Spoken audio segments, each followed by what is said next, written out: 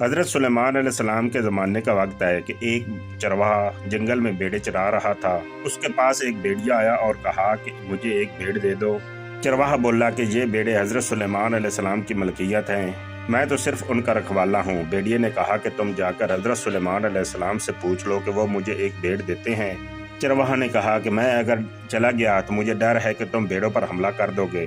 اور بھیڑیا بولا تم جب تک واپس نہ آ جاؤ میں خود بھیڑوں کی حفاظت کروں گا۔ اللہ نہ کرے کہ میں خیانت کرنے والوں میں ہو جاؤں، اگر خیانت کروں تو میں آخری امت میں سے ہوں گا، یعنی کہ اپنے آپ کو بد دعا دی کہ میں مسلمانوں میں سے ہو جاؤں۔ یہ سن کر چرواہا روانہ ہو گیا۔ چلتے ہوئے چرواہے نے 3 عجیب و غریب مناظر دیکھے۔ پہلا کہ اس نے ایک گائے کو اپنی ہی بچی کا دودھ پیتے دیکھا۔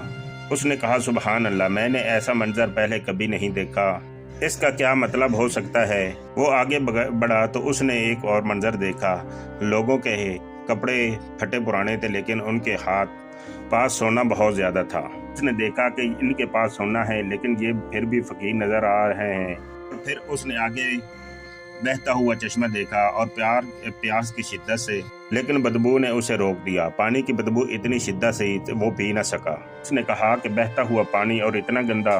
آخر کار وہ حضرت سلیمان علیہ السلام کے دربار میں پہنچا اور بھیڑیے کی درخواست بیان کی۔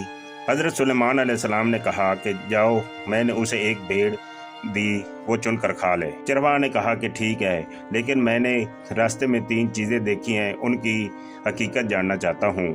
تو گائے کی حقیقت کی کہ وہ آخری زمانے میں خود اپنی بیٹیوں کو استعمال کریں گی کہ تاکہ خود فائدہ اٹھا سکیں، اور جو مال حرام سے آتا ہے اس میں برکت ختم ہو جاتی ہے۔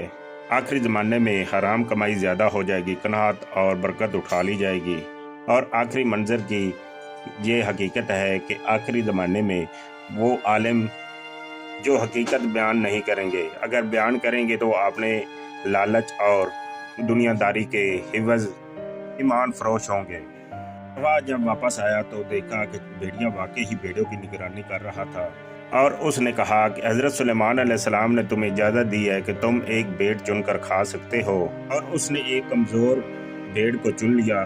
اور چرواہا نے پوچھا کہ تم نے یہ بھیڑ کیوں چنی؟ تو اس نے کہا کہ یہ بھیڑ اپنے رب کی تعریف سے غافل تھی